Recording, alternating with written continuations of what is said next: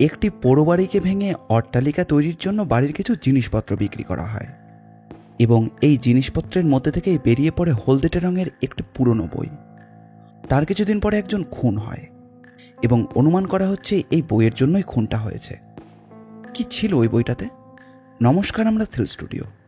আমাদের আজকের গল্প সুকান্ত দাসের কলমে সমরনাথের পুস্তক। গল্প পাঠে রয়েছে শুভ, রাজ চট্টোপাধ্যায়, চন্দন এবং আমি অপূর্ব। পোস্টার ডিজাইন করেছে কৃষ্ণেন্দু মণ্ডল। গল্পটি মন দিয়ে শুনুন। তবে হ্যাঁ, আমাদের চ্যানেলটিকে সাবস্ক্রাইব না করে থাকলে অবশ্যই করবেন। এরকম গোয়েন্দা গল্প ও অ্যাডভেঞ্চার গল্প আমরা প্রায়ই নিয়ে আসি। তাহলে আর বেশি দেরি না করে চলুন শুরু করা যাক।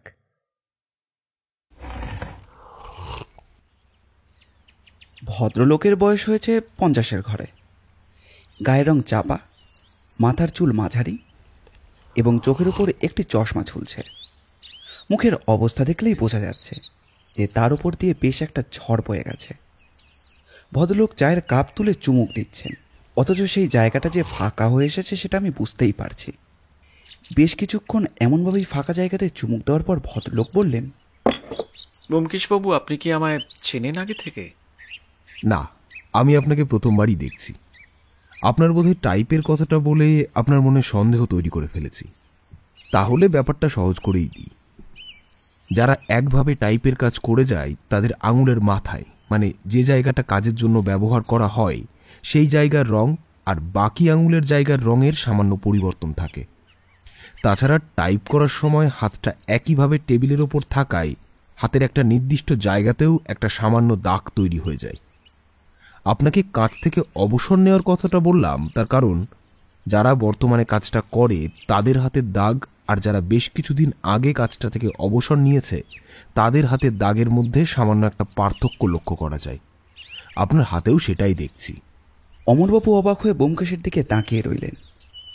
খানিকক্ষণ পর আবার বললেন, আমি বছরখানেক আগে কাজ থেকে অবসর নিয়েছি ব্যোমকেশবাবু। আসলে অফিসে একটা সামান্য বিষয় আমার সাথে ওপরওয়ালাদের ওই মনোমালিন্য মতন হয়, তাই সেখান থেকে আমার অবসর নিতে হয়েছে।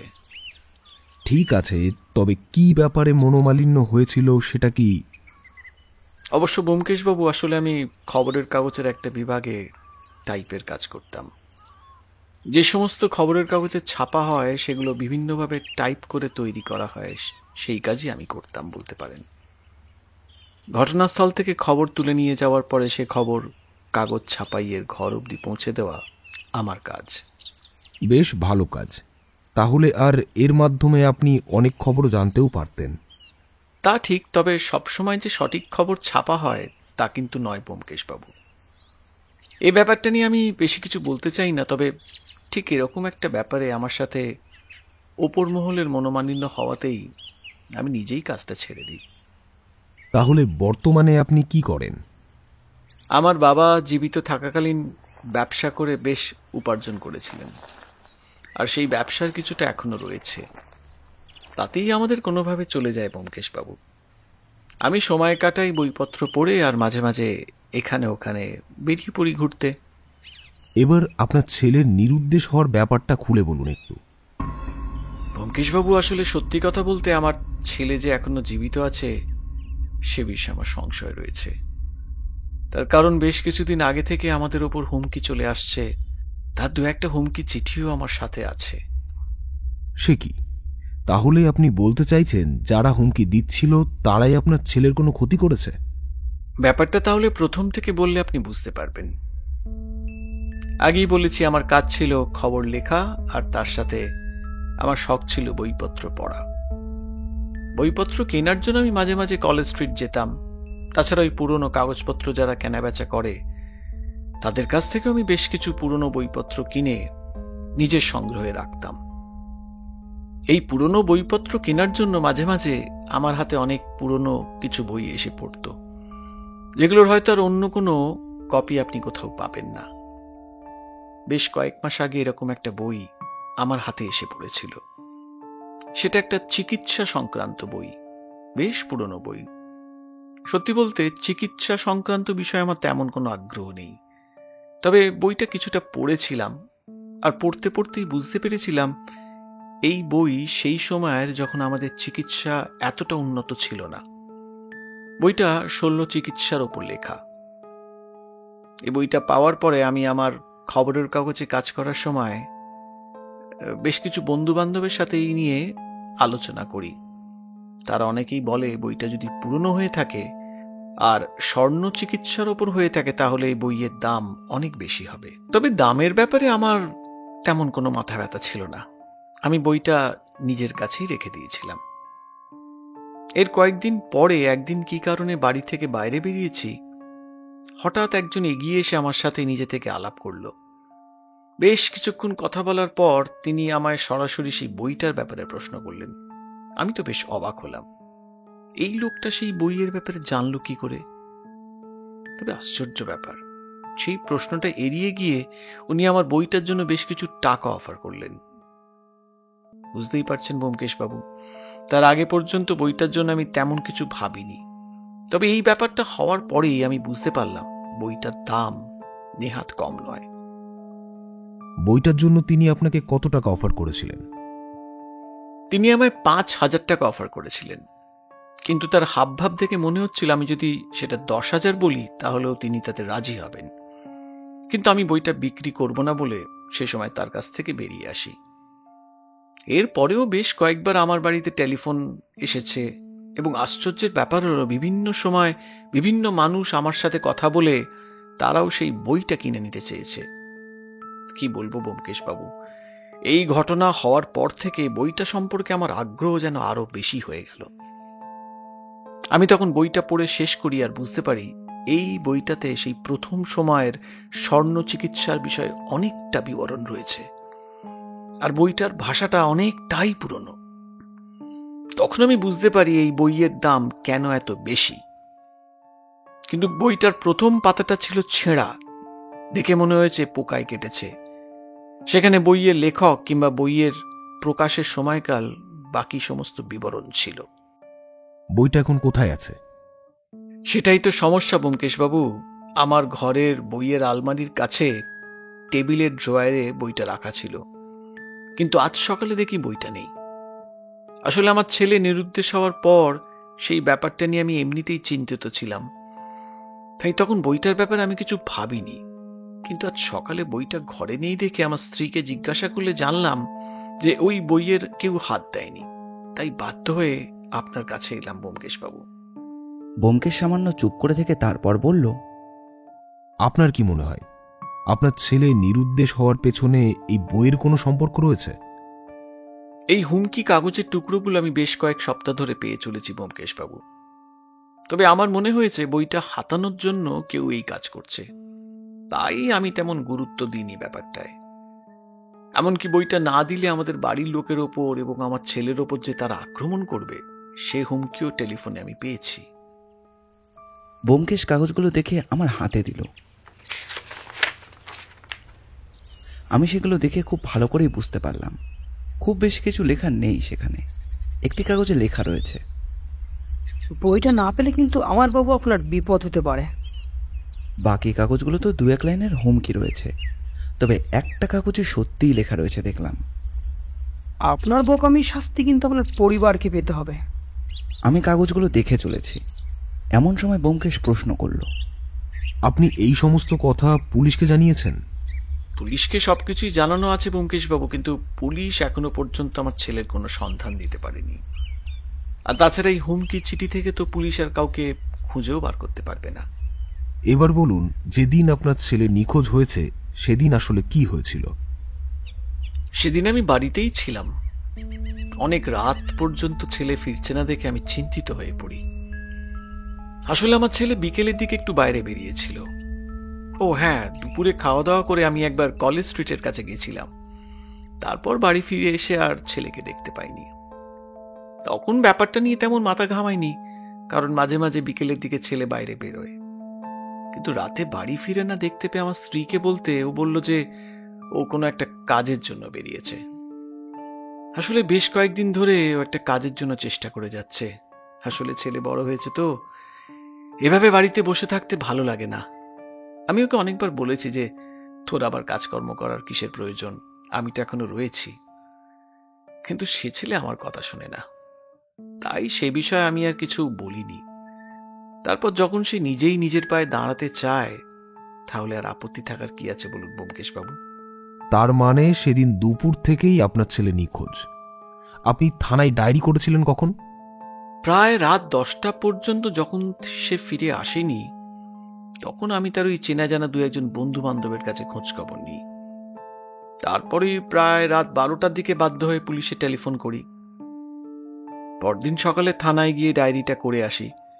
তবে ব্যোমকেশবাবু 2 দিন কেটে গেছে, তার মধ্যে এখন আমার ছেলের কোনো সন্ধানই পাওয়া যায়নি।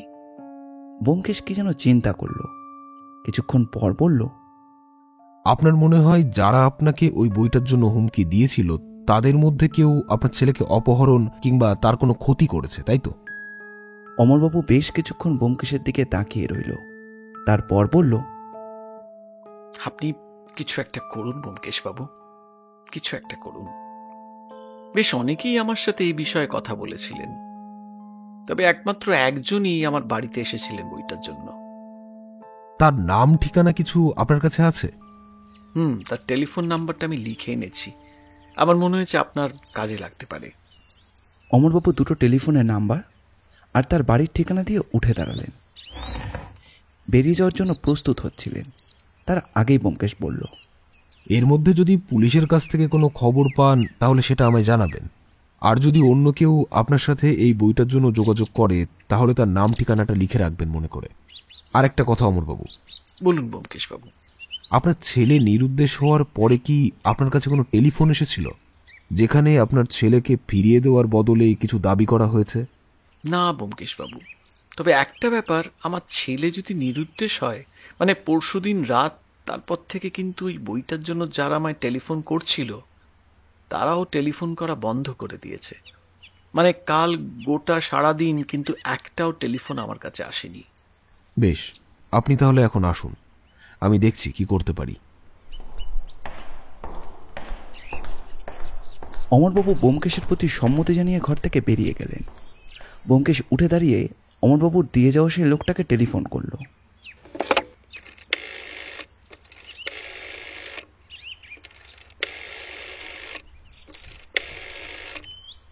নমস্কার, আমি জয়ন্ত রায় বলছি। আসলে আমার হাতে একটা শল্য চিকিৎসার উপর বেশ পুরনো বই এসে পৌঁছেছে। আমি জানতে পেরেছি আপনি সমস্ত ব্যাপারে একজন অনুসন্ধান মানুষ, তাই আপনার সাথে এই বিষয়ে একটু কথা বলতে চাইছি। ও আচ্ছা, তা আপনি শহর ছেড়েছেন কবে? না না, তাতে কোনো সমস্যা হবে না। আপনি ফিরে আসুন, তারপরেই না হয় আপনার সাথে যোগাযোগ করা যাবে। বেশ, তাহলে আমার এই টেলিফোন নাম্বারে আপনি ফিরে এলে আমায় একবার টেলিফোন করবেন, আমি আপনার সঙ্গে দেখা করব। ব্যোমকেশ টেলিফোন রেখে কেমন যেন অদ্ভুতভাবে বসে রইল চেয়ারে, তারপর বলল, ভদ্রলোকের নাম অবিনাশ সান্যাল। ভদ্রলোক এখন কোনো একটা কাজে শহরের বাইরে আছে। তবে একটা ব্যাপার অদ্ভুত অজিত। কি ব্যাপার? ভদ্রলোক শহর ছেড়েছেন মাত্র 1 দিন আগে, মানে অমলবাবুর ছেলে যেদিন নিরুদ্দেশ হয়েছে তার পরদিন সকালে। তোমারও কি তাই মনে হচ্ছে ব্যোমকেশ, যে অমরবাবুর ছেলের নিরুদ্দেশ হওয়ার পেছনে হুমকি দেওয়া লোকটারই হাত রয়েছে? কিন্তু সেটা হলে তো অমরবাবুর ছেলেকে অপহরণ করার পর টেলিফোন আসতো, আর স্বাভাবিকভাবেই তাহলে টেলিফোনে বইটা দাবি করা হতো। কিন্তু বইটা তো আগে থেকেই নেই ব্যোমকেশ। মানে অমরবাবু যদিও আজ সকালে ব্যাপারটা লক্ষ্য করেছেন, তবে আমার কেন জানি না মনে হচ্ছে বইটা তার আগে থেকেই নিখোঁজ। এমনটা নয় তো ব্যোমকেশ যে বইটা চুরি হয়ে গেছে? সে ব্যাপারে একটা সমস্যা থাকে অজিত। অমরবাবু কিন্তু প্রায় সারাদিনই নিজের বাড়িতেই থাকেন, খুব কম তিনি বাড়ির বাইরে যান। তাহলে বইটা চুরি করার সময় একমাত্র রাতের বেলা। কিন্তু রাতের বেলা বাইরে থেকে কেউ এসে ওই ঘরের টেবিলের ড্রয়ার থেকে বইটা বার করে নিয়ে গেল, এটা ঠিক মেনে নেওয়াটা সহজ নয়। একটা খটকা ওখানে থেকে যাচ্ছে। ব্যোমকেশ এরপর আমাকে আর কিছু বলল না। আমিও মনে মনে একরাশ চিন্তা করতে করতে নিজের ঘরে চলে গেলাম। বুঝতে পারলাম ব্যোমকেশ টেলিফোনে আরও কারোর সঙ্গে কথা বলছে, কিন্তু সে কথা খুব ভালোভাবে কিন্তু আমি বুঝতে পারলাম না, তাই আর শোনার চেষ্টাও করলাম না। সেই দিন বিকেলেই ব্যোমকেশ কোথাও যেন বেরিয়ে গেল, ফিরে এলো সন্ধ্যার দিকে। আমি তখন নিজের ঘরে বসে আগের কেসের ব্যাপারে কিছু লিখে রাখছি। ব্যোমকেশ ঘরে ঢুকে বিছানার একপাশে বসে বলল, অজিত, একটা খারাপ খবর আছে বুঝলে। কালকে ভদ্রলোক আমাদের বাড়িতে এসেছিলেন।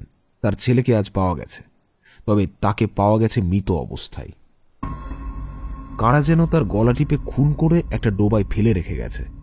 সে কি? এই ব্যাপারটা তুমি জানতে পারলে কি করে? বিকেলে বের হওয়ার আগে অমরবাবুকে টেলিফোন করে তার কাছ থেকে থানার ব্যাপারে খবর নিয়েছিল, মানে যে থানার অফিসার এই কেসটা দেখছে।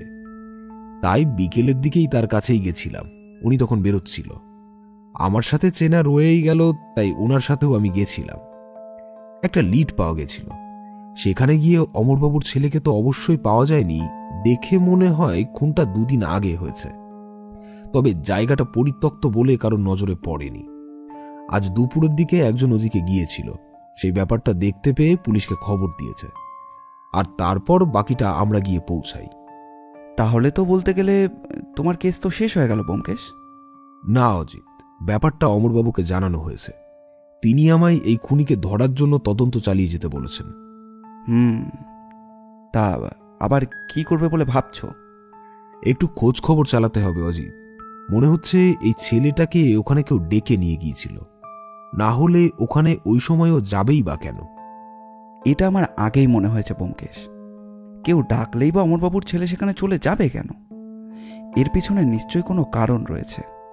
আরও একটা ব্যাপার অজিত, অমরবাবুর ছেলে নিরুদ্দেশ হওয়ার পর থেকে আজ পর্যন্ত অমরবাবুর কাছে ওই বইটার জন্য কোনো টেলিফোন আসেনি। হঠাৎ করেই টেলিফোনগুলো আসা বন্ধ হয়ে যাওয়া, তারপর অমরবাবুর ছেলের খুন, আর তাছাড়া বাড়ি থেকে ওই বইটা হঠাৎ করে চুরি হয়ে যায়।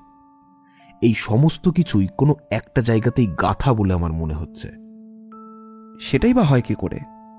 বইটা যে ঠিক কখন থেকে টেবিলের ড্রয়ারে নেই তা তো অমরবাবু নিজেই জানেন না। এই কেসটাই আমাদের হাতে কিন্তু কোনো সূত্র নেই অজিত। সূত্র খুঁজতে গেলে আমাকে বেশ কিছু বিষয় নিয়ে খোঁজ চালাতে হবে। তাই আমার মনে হয় আমার কাল থেকেই কাজে লেগে পড়তে হবে। আমায় কখন কোথায় যেতে হবে বা কি করতে হবে তার কোনো ঠিক নেই। তাই আমি কোনো সূত্র না পাওয়া পর্যন্ত তোমায় আমার সাথে নিতে চাইছি না অজিত। আশা করি এতে তোমার কোনো আপত্তি থাকবে না। আপত্তি করেই বা কি হবে?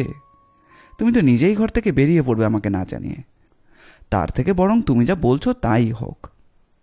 রাগ করো না অজিত, আমি ঠিক যথাসময়েই আমার সাথে তোমায় নিয়ে যাব। তার পরের গোটা 2 দিন ব্যোমকেশ বেশিরভাগ সময় বাড়ির বাইরেই রইল। আমার সাথে দেখা হলে চেষ্টা নিয়ে আলোচনা করতে লাগলো, এবং মাঝে মাঝে 2-1টা তথ্য আমি নিজেও জানতে পারলাম ব্যোমকেশের কাছ থেকে। যেমন 1, ওই বইটা অমরবাবু যে পুরনো কাগজওয়ালার দোকান থেকে কিনেছিল, সে জানিয়েছে ওই বইটা এসেছে উত্তর কলকাতার একটা বনেদি বাড়ি থেকে। সে বাড়ির মালিক বর্তমানে তাদের পুরনো বাড়ি ভেঙে নতুন বাড়ি তৈরি করার পরিকল্পনা করছিলেন, তাই বাড়ির সমস্ত কিছু বিক্রি করে দেওয়া হয়। তখন কাগজপত্রের সঙ্গে ওই বইটাও চলে আসে। বাড়ির ঠিকানা সে নিজেই দিয়েছিল, তবে সেখানে গিয়ে কাউকে দেখা যায় না। সেই গোটা পরিবার থাকার জন্য অন্য কোথাও চলে গেছে, এবং সেই বাড়ি এখন ভাঙার কাজ চলছে। 2, ব্যোমকেশ সেদিন টেলিফোনে অবিনাশ সান্যালের সঙ্গে যোগাযোগ করেছিল। তিনি শহরে ফিরেছেন। তার সাথে কথা বলে জানা গেছে তিনি একজন লেখক। ওই বইটা পেলে শল্যচিকিৎসার ইতিহাস সংক্রান্ত কিছু প্রমাণ্য বই তিনি লিখতে পারতেন। তাই ওই ব্যাপারে জানার জন্যই তিনি অমরবাবুর সঙ্গে কথা বলতে গিয়েছিলেন। কিন্তু ভদ্রলোক তাকে সরাসরি না বলে দেওয়ায় তিনি সামান্য দুঃখিত হলেও ব্যাপারটা মেনে নেন। 3, অমরবাবুর কাছে ওই বইটি দাবি করার কিংবা বইটি কেনার জন্য অন্য আর কেউ টেলিফোন করেননি। এমনকি অমরবাবু বাইরে বেরিয়েও কোনো হুমকি চিঠিও পাননি। যেন গোটা ব্যাপারটাই হঠাৎ করে থেমে গেছে। এর থেকে আশা করা যায় ওই বইটা যে বা যারা কেনার জন্য উদ্গ্রীব হয়ে পড়েছিলেন তাদের মধ্যে কারোর হাতে ওই বইটা পৌঁছে গিয়েছে। এখানে একটা সামান্য খটকা রয়েছে, কারণ যদি একজনের কাছে বইটা পৌঁছে যায় তাহলে বাকিরা কেন অমরবাবুর সঙ্গে যোগাযোগ করছে না? আর চতুর্থ এবং সবথেকে বড় তথ্য যেটা জানা গেল সেটা হলো, অমরবাবু বলেছিলেন যেদিন অমরবাবুর ছেলে বিকেলের দিকে বাড়ি থেকে বেরিয়ে যায় সেদিন বিকেলে তার কাছে আরও একটি টেলিফোন এসেছিল। মানে টেলিফোনটা অমরবাবুর জন্য এসেছিল। তার কারণ বাড়িতে একটাই টেলিফোন আছে, কিন্তু অমরবাবুর ছেলের বন্ধুবান্ধবরা খুব একটা টেলিফোন করে না। তাই অমরবাবুর স্ত্রী জানিয়েছেন তার ছেলেই টেলিফোনটা করেছিল, এবং তার কিছুক্ষণ পরে ঘরে একটা কাজ আছে বলে সে বেরিয়ে যায়। এই শেষের তথ্যটা ব্যোমকেশ জোগাড় করেছে অমরবাবুর স্ত্রীর সঙ্গে কথা বলে। এর একদিন পরের ঘটনা। ব্যোমকেশ হন্তদন্ত হয়ে ঘরে ঢুকে আমার দিকে তাকিয়ে বলল, অজিত, অমরবাবুর সেই হুমকি দেওয়া টেলিফোন আবার আসতে শুরু করেছে। এমনকি কাল তিনি রাস্তায় বেরিয়ে ভিড়ের মাঝে কিছুক্ষণ ঠেলাঠেলি করার পর হঠাৎ করেই বুঝতে পারেন তার পকেটের ভেতরে কিছু একটা রয়েছে। সেটা বার করে দেখা যায় সেই আগের দিনের মতোই হুমকি চিঠি। কিন্তু সেটা হয় কি করে ব্যোমকেশ? মাঝখানে তো এতগুলো দিন বন্ধ গিয়েছিল, আবার এতদিন পর আবার শুরু হলো কেন? এর দুটো কারণ হতে পারে। এক, যে বা যারা হুমকি দিচ্ছিল তারা কিছুদিনের জন্য শহরের বাইরে কোথাও চলে গিয়েছিল, তারপর ফিরে এসে আবার তাদের কাজ শুরু করে। অবিনাশ সান্যাল। আর একটা দিকের কথা তুমি ভুলে যাচ্ছ অজিত। অমরবাবুর ছেলে মারা যাওয়ার পর এই কেসটাই আমি আর তাছাড়া পুলিশও মাথা ঘামিয়েছে, তাই তার জন্য হয়তো তারা বেশ কয়েকজন লুকিয়েছিল। এখন অমরবাবুর ছেলের মৃতদেহ পাওয়ার পর পুলিশ ব্যাপারটা থেকে সামান্য হাত গুটিয়ে নিয়েছে, তাই এখন তারা আবার মাথাচাড়া দিয়ে উঠেছে। তোমার কি মনে হয়? আমার মনে হয় এই ব্যাপারে আমরা কোনো সূত্র পেলেও পেতে পারি, কারণ যারা হুমকি দেওয়া চিঠি আর টেলিফোন করতে শুরু করেছে তারা কোনো না কোনোভাবে অমরবাবুকে অনুসরণ করবেই, আর সেই থেকেই আমরা কোনো না কোনো একটা সূত্র পেয়ে যাব। তাহলে কি এবার অমরবাবুর ওপর নজর রাখা শুরু করবে? শুধু নজর রাখা নয় অজিত, তিনি কার সাথে কথা বলছেন, কোথায় যাচ্ছেন, কি করছেন, এই সমস্ত কিছুই নজরে রাখতে হবে। তবে তার জন্য পুলিশ মোতায়েন করা হয়েছে। তবে আমি ভাবছি অন্য একটা ব্যাপার। কি ব্যাপার বলো তো ব্যোমকেশ? আবার এর মধ্যে অন্য একটা ব্যাপার তুমি কোথা থেকে খুঁজে পাচ্ছ? সেই টেলিফোনটা অজিত, যে টেলিফোনটা করার পর অমরবাবুর ছেলে বাড়ি থেকে বেরিয়ে গিয়েছিল, সেই টেলিফোনটা কে করেছিল? কিন্তু সে ব্যাপারে তুমি জানতে পারবে কিভাবে? কোনো না কোনো একটা রাস্তা তো বেরোবেই অজিত। আমাদের আর একটু চোখ কান খোলা রেখে তদন্তটা চালাতে হবে। ব্যোমকেশের সঙ্গে এ ব্যাপারে বেশ কিছুক্ষণ কথাবার্তা হলো, কিন্তু একটা কথা কিছুতেই আমার মাথায় আসছিল না। ওই বইটার সাথে যদি অমরবাবুর ছেলের খুন হওয়ার সম্পর্ক থেকে থাকে, তাহলে ওই টেলিফোনটা কে করেছিল, আর সেটা ব্যোমকেশ কী করে জানবে? আমার কিন্তু একটা সম্ভাবনার কথা মাথায় আসলো। ব্যাপারটা যদি এমন হয় যে অমরবাবুকে কেউ ভয় দেখানোর জন্যই তার ছেলেকে খুন করেছে, এবং তার মাঝখানে কিছুদিন তার উপর টেলিফোন বা হুমকি চিঠি দেওয়া হয়নি, এবার আবার হুমকি টেলিফোনের মাধ্যমে অমরবাবুকে ভয় দেখানোর চেষ্টা করা হচ্ছে, এই একটা সম্ভাবনাই আমার মনে হচ্ছিল হতে পারে। তাছাড়া আর কোনো কিছু তো আমি খুব একটা বুঝতে পারছিলাম না। তবে ব্যোমকেশ যে কি ভাবছে সেটা কিন্তু আমি জানি না। এর মাঝে একদিন ব্যোমকেশ বাড়িতে ছিল না, তখন তার একটা টেলিফোন এলো।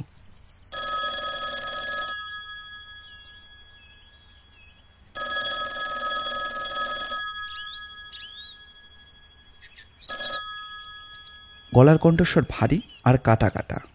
প্রথমে আমি দু একবার হ্যালো বলেছিলাম, কিন্তু তার কথাগুলো শুনতে শুনতে আমি আর কিছুই বলতে পারলাম না। আসলে আমার যেন কেমন একটা অদ্ভুত অনুভূতি হচ্ছিল। ফোনটা যে কখন কেটে গেছে সেটাও আমি বুঝতে পারিনি। আমি টেলিফোনের রিসিভারটা ধরে দাঁড়িয়ে আছি, এমন সময় সত্যবতী এসে ঘরে ঢুকলো। আমাকে অমনভাবে দাঁড়িয়ে থাকতে দেখে বলল, কার টেলিফোন ঠাকুরপো? আমি মুহূর্তের মধ্যে ইতস্তত ভাবটা কাটিয়ে উঠে বললাম, হ্যাঁ, যে ভদ্রলোকটা আমাদের বাড়িতে এসেছিল কয়েকদিন আগে, তার ওই বইয়ের কেসটা নিয়ে। ভদ্রলোক ফোন করে ব্যোমকেশকে খুঁজছিলেন। সত্যবতী এ কথায় আর কিছু না বলে ঘরের মধ্যে থেকে একটা ভাঁজ করা কাপড় নিয়ে বেরিয়ে গেল। আমার মাথার মধ্যে একটা চিন্তা নিয়ে আমি ঘরে গিয়ে বসলাম। ক্রমশ জটিল হয়ে যাচ্ছে, আর ব্যোমকেশও আমাকে না নিয়ে সব জায়গায় ঘুরে বেড়াচ্ছে, তাই কেসটার ব্যাপারে বেশি কিছু জানতেও পারছি না। এই সমস্ত কিছুর পেছনে তাহলে কি অবিনাশ সামন্ত রয়েছে? অমরবাবুর কাছ থেকে বইটা না পেয়ে তিনি তার ছেলেকে কোনোভাবে খুন করে তাকে ভয় দেখাতে চেয়েছেন, কিন্তু তাই যদি হয় তাহলে বইটা গেল কোথায়? ব্যোমকেশ ফিরে এলো সন্ধ্যার দিকে, আর ফিরে এসে আমাকে বলল, কি ব্যাপার বলো তো অজিত? অমরবাবু নাকি টেলিফোন করেছিলেন, তবে তুমি নাকি একটু ভয় পেয়ে টেলিফোনের রিসিভারটা নিয়ে দাঁড়িয়েছিলে। কি হয়েছে বলো তো? আমি ব্যোমকেশকে সমস্ত ব্যাপারটা খুলে বললাম। শুনতে শুনতে ব্যোমকেশ চোখ বন্ধ করে শুধু হ্যাঁ, হুঁ এসব কথাই বলে গেল। আমার কথা শেষ হতেই উত্তেজিত হয়ে ব্যোমকেশকে বললাম, কেসটার ব্যাপারে কত দূর এগোলে? আমাকে তো কিছুই বলছো না, আমি কিছুই জানতে পারছি না। আর এই টেলিফোনটাই বা কে করলো? কেস অনেক গভীর অজিত। অমরবাবুর সাথে সাথে তার বাড়ির ওপরও নজরটা রাখা হয়েছিল। তাতে একটা নতুন তথ্য আমরা জানতে পেরেছি। অমরবাবুর বাড়ি থেকে বেরিয়ে যাবার বেশ কিছুক্ষণ পরে, কাল এবং দুদিন আগে, অমরবাবুর স্ত্রী কোথায় যেন বেরিয়ে গিয়েছিলেন। তবে অমরবাবু ফিরে আসার আগেই তিনি ফিরে আসেন। আর কাল উনি বেরিয়ে যাওয়ার সময় ওনাকে অনুসরণ করে আমরা জানতে পারি উনি যার কাছে গিয়েছিলেন তার নাম সমরেশ লাহিড়ী। সমরেশ লাহিড়ী? উনি আবার কে? মনে আছে অমরবাবু যে খাতা বইয়ের দোকান থেকে বইটা কিনেছিলেন, সে বলেছিল সে ওই বইটার বেশ কিছু কথা কাগজপত্রের সাথে অন্য কোথাও বেশ বনেদে বাড়ি থেকে কিনে এনেছিল, সেই পুরনো বাড়িটা ভেঙে অন্য নতুন বাড়ি তৈরি হচ্ছে বলে। সেই বাড়ির সমস্ত লোকজন অন্য একটা বাড়িতে গিয়ে উঠেছে, আর সেই বাড়ির আসলে বর্তমান যে মালিক তার নাম হলো সমরেশ লাহিড়ী। সে কি এত কিছু? আর সমরেশবাবুর সাথে অমরবাবুর স্ত্রীর সম্পর্কই বা কি? সমরবাবু অবিবাহিত, তার বাড়িতে বৃদ্ধ মা এবং তার বিধবা বোন থাকে। তাছাড়া তার বাড়িতে থাকে দুজন চাকর এবং একজন দারোয়ান। যে বাড়িতে তারা এখন আছেন সেটা আসলে তার আত্মীয়ের বাড়ি। এছাড়া অন্য কিছু তথ্য তার সম্পর্কে জানা যায়নি। তবে অমরবাবুর স্ত্রীর তার সাথে যে একটা কোনো সম্পর্ক রয়েছে তা বোঝা যায়, কারণ সমরেশবাবুর সাথে অমরবাবুর স্ত্রী কিন্তু বাড়ির বাইরে কোথাও দেখা করেছিলেন। এই ব্যাপারটা পুলিশের লোক আমায় জানিয়েছে। আর তাছাড়া তুমি তো জানোই অজিত, আমার কিছু স্পাই রয়েছে যারা আমার হয়ে কিছু কাজকর্ম করে, তাদেরও লাগিয়েছিলাম ওর পেছনে। তাহলে অমরবাবুর ছেলের খুনের ব্যাপারে আর কিছু জানা যায়নি, তাই তো? জানা গেছে অজিত, অমরবাবুর ছেলে যে সমস্ত কাজকর্ম করত সেগুলো খুব একটা সোজা পথে নয়। এই কারণেই তার সাথে বেশ কিছু লোকজনের পরিচয় হয়েছিল, আর তাদের মধ্যেই কয়েকজন তার কাছ থেকেই বইটার ব্যাপারে জানতে পারে। সেদিন অমরবাবুর ছেলেকে তাদের মধ্যে কেউ একজন টেলিফোন করে ওখানে আসতে বলেছিল। এটা তুমি কোথা থেকে জানতে পারলে? মনে আছে অজিত, অমরবাবুর পেছনে লোক লেগেছে, এটা আমি তোমায় আগেই বলেছি। তাদের মধ্যে একজনকে কাল ধরা গেছে। তার মুখ থেকেই বেশ কয়েকজনের নাম্বার করা হয়েছে যাদের সাথে অমরবাবুর ছেলের কাজকর্ম চলত, এবং সে আরও জানিয়েছে যে অমরবাবুর ছেলে নাকি ওই বইটা তাদের একজনের হাতে তুলে দেবে বলেছিল।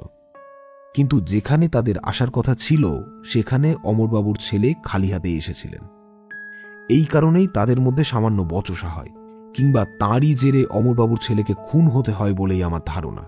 কারণ তাদের দেখা করার কথা ছাড়া সেই লোকটি আর বেশি কিছুই বলতে পারেনি। আমার ভেতরটা কেমন যেন ভোঁ ভোঁ করতে লাগলো।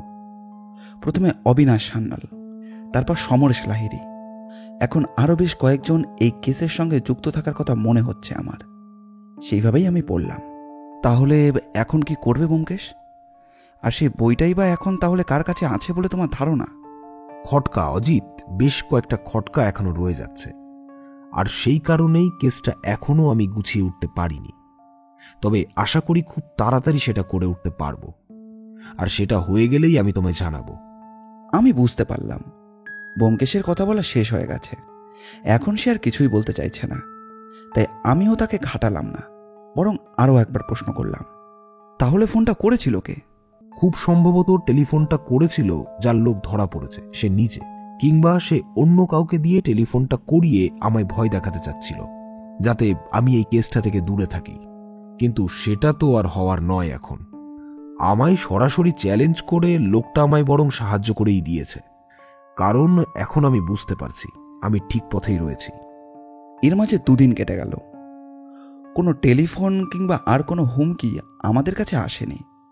ব্যোমকেশ একটা গোটা দিন বাড়িতেই রইল, কিন্তু মাঝে মধ্যেই টেলিফোনে অনেকের সঙ্গে কথা বলল, আর সেই ডায়েরিতে বেশ কিছু কথা লিখেও রাখল।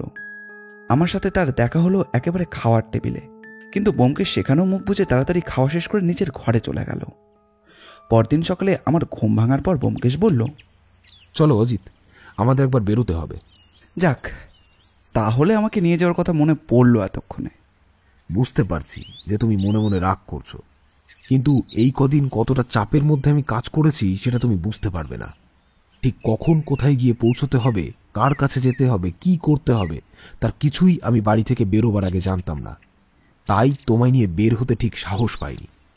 আর তাছাড়া তুমি তো বুঝতেই পারছিলে আমাদের ওপরেও একটা বিপদ ঘনিয়ে এসেছিল। একটা বড় দলের বিরুদ্ধে আমায় তদন্ত করতে হচ্ছিল, তাই সেখানে তোমায় নিয়ে যেতে আমার মনটা সায় দেয়নি। ব্যোমকেশ, এর আগেও তোমার সাথে আমি অনেক কেসে ছিলাম যেখানে অনেক বিপদের সম্ভাবনা ছিল, তাহলে এখানে সামান্য বিপদে আমি ভয় পেয়ে যাব তুমি এমনটা মনে করলে কি করে? তুমি যে ভয় পাও না সে আমিও জানি অজিত। দেখো, তবুও তো আমায় বেশ কিছু বিষয়ে সাবধান থাকতে হয়, তাই না? এখন আর শুধু শুধু এটা নিয়ে রাগ না করে চলো, আমাদের বেরোতে হবে। কিন্তু যাব কোথায়? অমরবাবুর বাড়িতে। তাহলে কি আজই রহস্যের উন্মোচন হয়ে যাবে ব্যোমকেশ? ব্যোমকেশ এগিয়ে গেল জানালার দিকে, কিছুক্ষণ বাইরে তাকিয়েছিল। এর মধ্যেই আমার প্রশ্ন শুনে আমার দিকে ঘুরে বলল, আমার অনুমান বলছে আজই এই রহস্যের সমাধান হবে। শুধু একটা টেলিফোনের অপেক্ষা, সেটা পেলেই আমরা বেরিয়ে পড়ব। আমরা তৈরি হওয়ার মাত্র 10 মিনিটের মধ্যেই ব্যোমকেশের ঘরে টেলিফোন বাজল। ব্যোমকেশ টেলিফোনে বেশ কিছুক্ষণ কথা বলে আমরা বেরিয়ে পড়লাম অমরবাবুর বাড়ির উদ্দেশ্যে। অমরবাবুর বাড়িতে এই প্রথমবার এলাম, কিন্তু ব্যোমকেশ নিজে এ বাড়িতে এর আগেও এসেছে। আমরা বাড়ির দরজাতে কড়া নাড়তেই ভেতর থেকে অমরবাবু নিজে এসে দরজা খুলে দিলেন। তারপর ব্যোমকেশকে দেখে বললেন, একটু আগে থানা থেকে ফোন এসেছিল, বললো আমার বাড়িতে নাকি একটু পরে অফিসার আসছেন। কি ব্যাপার বলুন তো ব্যোমকেশবাবু? ব্যাপার তেমন কিছুই নয়। আপনার সেই হারানো বই আর আপনার ছেলের খুনের ব্যাপারে কিছু তথ্য আপনাকে জানানোর জন্যই আমি নিজেই পুলিশ অফিসারকে ডেকেছি। তাহলে আমার ছেলের খুনের পেছনে যে রয়েছে তাকে আপনি ধরতে পেরেছেন? আপনার ছেলের খুনটা একজনের কাজ হলেও তার পেছনে কিন্তু একটা গোটা দল রয়েছে অমরবাবু। তবে বলতে পারেন কিছুটা নিজের দোষেই আপনার ছেলে এভাবে মারা গেছে। এসব কি বলছেন আপনি ব্যোমকেশবাবু? আমার ছেলে নিজের দোষে মারা গেছে মানে? সব কথা কি এখানে বসেই বলবো অমরবাবু, নাকি ভেতরে আসতে বলবেন? এই দেখুন না, তা কেন হবে? আপনি ভেতরে আসুন। আসলে আপনি এসব অগোছালো কথাবার্তা বলছেন, তাই আমি মাথা ঠিক রাখতে পারিনি। আসুন আসুন, ভেতরে আসুন। ব্যোমকেশের আমি ঘরের ভেতরে গিয়ে বসতেই ব্যোমকেশ বলল, আপনার স্ত্রীকে তো দেখছি না, তিনি কি বাড়িতে নেই? ঘরেই আছে, আপনারা বসুন, আমি এখনই ডেকে দিচ্ছি। অমরবাবু ঘরে চলে গেলেন। আমি ব্যোমকেশকে বললাম, পুলিশ অফিসার এখানে আসছে কেন ব্যোমকেশ? আর তুমি কি থানায় ফোন করেছিলে বাড়ি থেকে বেরোনোর আগে? ব্যোমকেশ আমার কথায় উত্তর না দিয়ে সামান্য হাসল, এবং এর মধ্যে অমরবাবু এসে পড়েছেন। তার পেছনে তার স্ত্রী শর্মিলা দেবী। তারা দুজনে আমাদের উল্টো দিকের চেয়ারগুলোতে বসে সুউৎসুকভাবে ব্যোমকেশের দিকে তাকিয়ে রইল। ব্যোমকেশ বলল, আর একটু অপেক্ষা করুন আপনারা, পুলিশ অফিসার এসে পড়লেই আমি আমার কথা বলতে শুরু করব। কিন্তু বইটার ব্যাপারে কি জানতে পারলেন ব্যোমকেশবাবু? অমরবাবু, আপনি বইটার ব্যাপারে কতটা জানতেন তা আমি জানি না, তবে আপনি যতটা জানতেন তার থেকে এই বইয়ের দাম অনেক বেশি। আসলে এই বইয়ের কোনো কপি আর কোথাও নেই, মাত্র এই একটি কপিই ছিল বিশেষ একজনের কাছে, কিন্তু তার কাছ থেকে কোনোভাবে কপিটা বেরিয়ে যায়। ব্যোমকেশ আর কিছু বলার আগেই বাইরে একটা জিপের শব্দ হলো, আর তারপর পুলিশ অফিসার এবং তার সঙ্গে একজন কনস্টেবল এসে ঘরের ভেতর ঢুকলো। পুলিশ কনস্টেবল কিন্তু ঘরের বাইরেই দাঁড়িয়ে রইল। পুলিশ অফিসার আমাদের পাশে একটা চেয়ারে বসে বলল, ব্যোমকেশবাবু, আপনার কথা মতো ওদের ধরতে পেরেছি। আর তাদের মধ্যে একজন স্বীকার করেছে যে সে নিজে অমরবাবুর ছেলেকে ফোন করেছে। তো এই তোলের আসল মাথা কিন্তু এখনও বাইরে। কোনোভাবে সে খবর পেয়ে শহরের বাইরে চলে গেছে। তবে আশা করছি যারা গ্রেপ্তার হয়ে যেতে তার কাছ থেকে এই গোটা দলটার আরও কিছু তথ্য পাওয়া যাবে। কি হয়েছে ব্যোমকেশবাবু, আমায় একটু খুলে বলবেন? আমি তো কিছুই বুঝতে পারছি না। প্রথম থেকেই বলতে শুরু করি তাহলে প্রথমে আরও একটা কথা বলা দরকার।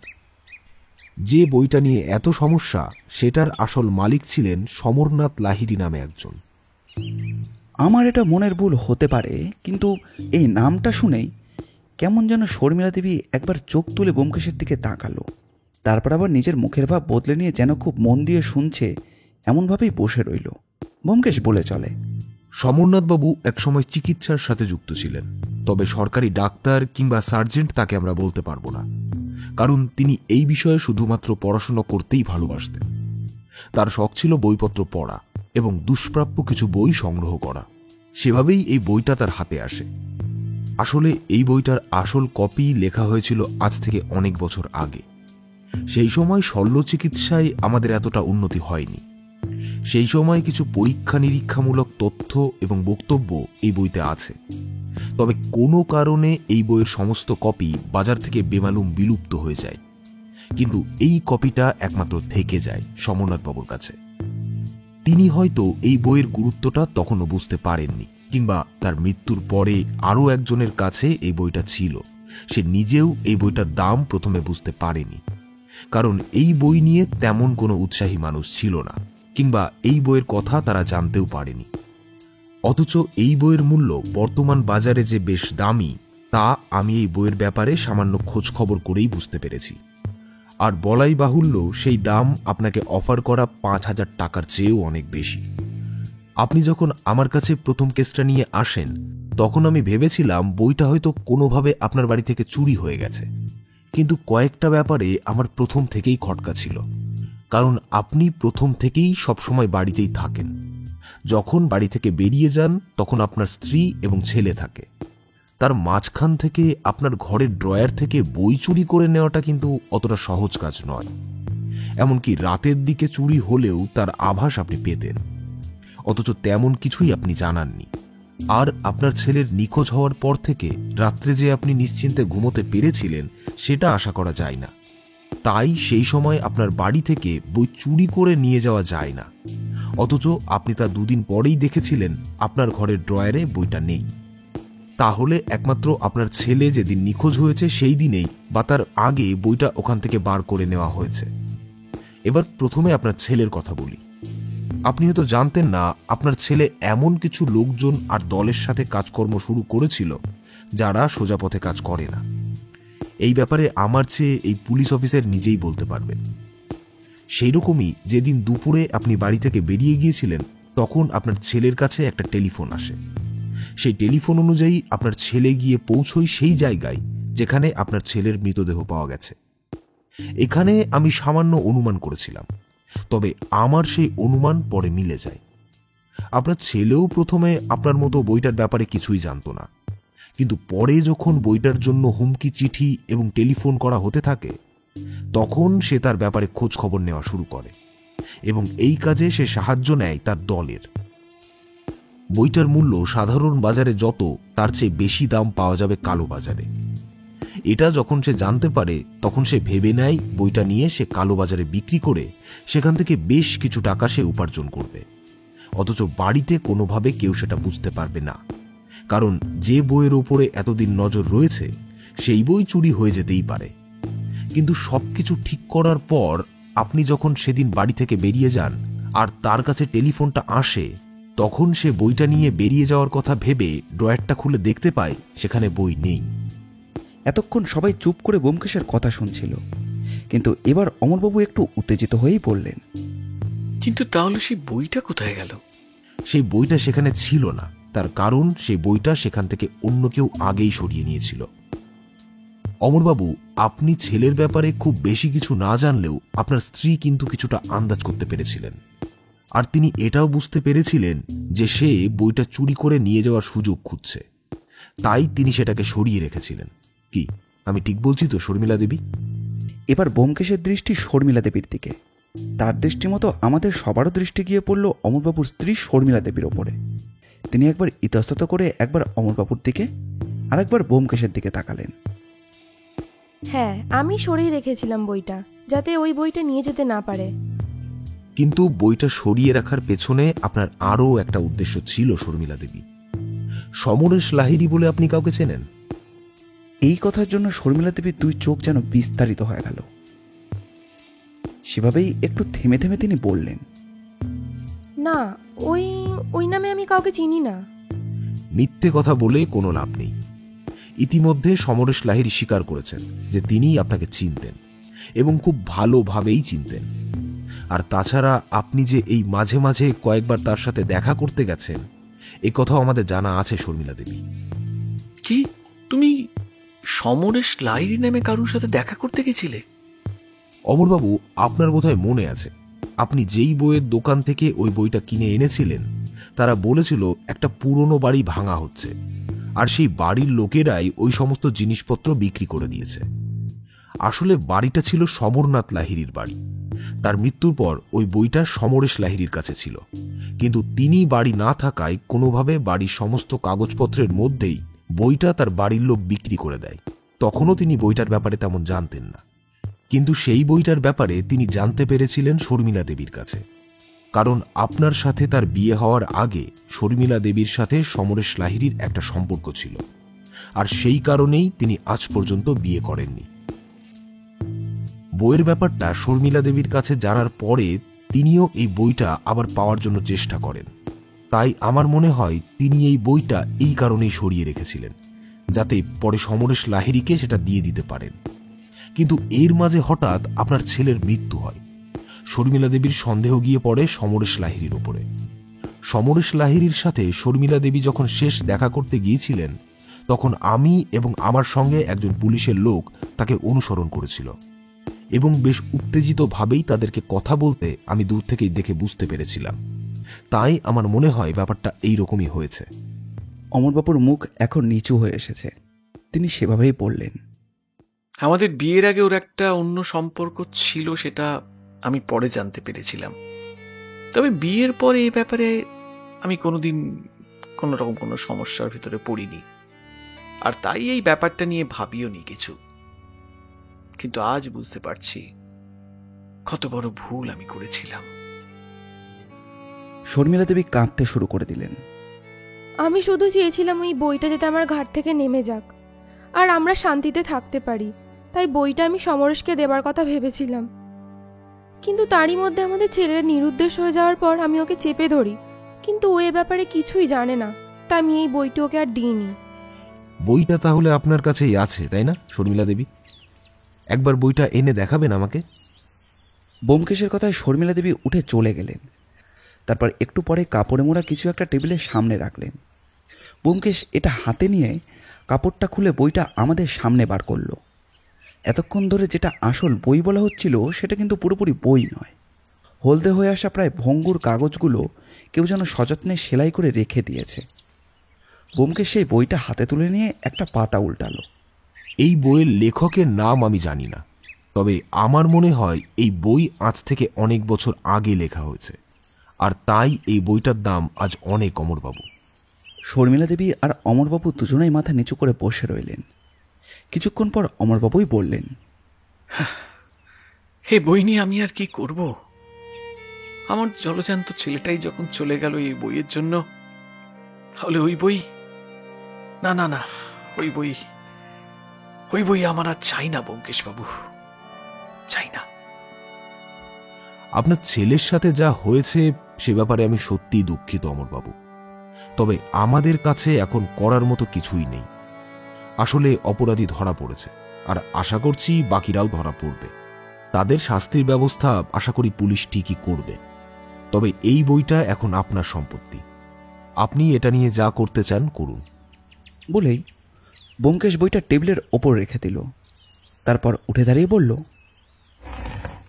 আমার কাজ শেষ অমরবাবু, তাহলে আমরা এখন চলি। আপনার কোনো সাহায্য আর প্রয়োজন হলে পুলিশ অফিসার তো রয়েছেনই, প্রয়োজনে আপনি আমাকে টেলিফোন করবেন। চলি। আমরা বেরিয়ে আসতে পুলিশ অফিসার নিজেও বেরিয়ে এলেন। তারপর ব্যোমকেশের কাছে এসে বললেন, কি বলেছে আপনাকে ধন্যবাদ দেবো ব্যোমকেশবাবু, আপনার জন্য এই দলটা ধরা পড়লো। আসলে এই দলটার পেছনে অনেক দিন ধরেই ছিলাম, কিন্তু তেমন কোনো সুবিধা করে উঠতে পারছিলাম না। অনেক ধন্যবাদ আপনাকে। যদি কোনো প্রয়োজন হয় আমায় টেলিফোন করবেন।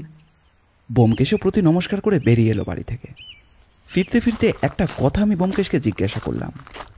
একটা ব্যাপার আমার মাথায় কিছুতেই এলো না ব্যোমকেশ। শর্মিলা দেবী যদি বইটা সমরেশ হালদারকে দেওয়ার জন্য নিজের কাছে রেখে থাকে, তাহলে সেটা তুমি দিয়ে দিলে না কেন? যতদূর সম্ভব তিনি একটা সিদ্ধান্ত নিতে পারছিলেন না। মাঝে মাঝে তার মনে হচ্ছিল তিনি যদি বইটা ওনাকে দিয়ে দেন তাহলে সেটা তার স্বামীর প্রতি অন্যায় করা হবে। আর তাছাড়া কোনো কোনো সময় হয়তো তিনি এটা ভাবছিলেন তার পুরনো পরিচিত একজন মানুষকে নিজের সম্পত্তি ফিরিয়ে না দেওয়াটা অন্যায়। তাই তিনি কোনো সিদ্ধান্ত নিতে পারেননি। কিন্তু যখন বুঝতে পেরেছিলেন ওনার ছেলে ওটা নিয়ে যেতে চাইছে, তখন তিনি ওটা নিজের কাছেই রেখে দেন। এইটুকুই আমার অনুমান, বুঝলে অজিত? আমি সবই বুঝতে পারছিলাম, আর এটাও বুঝতে পারছিলাম ব্যোমকেশকে আমি যতটা চিনি, ব্যোমকেশকে চেনা এখনও তার থেকেও বেশি বাকি রয়ে গেছে আমার। কয়েকদিন পর সেই পুলিশ অফিসার টেলিফোন করে জানালেন সেই দলটার প্রধান মাথা ধরা পড়েছে এবং সে সমস্ত অপরাধ স্বীকার করেছে। আর এদিকে অমরনাথবাবুর সেই বইটা সমরেশ লাহিড়ীকে ফিরিয়ে দেওয়ার সিদ্ধান্ত নিয়েছেন, তবে সেটা যথাযথ টাকার বিনিময়ে। যার শেষ ভালো তার সবই ভালো, এটাই আমার মনে হলো এই দুটো খবর শুনতে পেয়ে। গল্পটি ভালো লাগলে অবশ্যই লাইক করবেন এবং কীরকম লাগলো সেটি কমেন্ট করে জানাবেন। আমরা আপনাদের মধ্যে থেকে একটি কমেন্ট পিন করে দেব। এই রকম গোয়েন্দা গল্প ও অ্যাডভেঞ্চার গল্প আমরা প্রায়ই নিয়ে আসি। আমাদের চ্যানেলটি ঘুরেও আসতে পারেন। আমাদের চ্যানেলটিকে সাবস্ক্রাইব করে আমাদের পাশে থাকবেন। আপনাদের ভালোবাসা একান্ত কাম্য। ধন্যবাদ।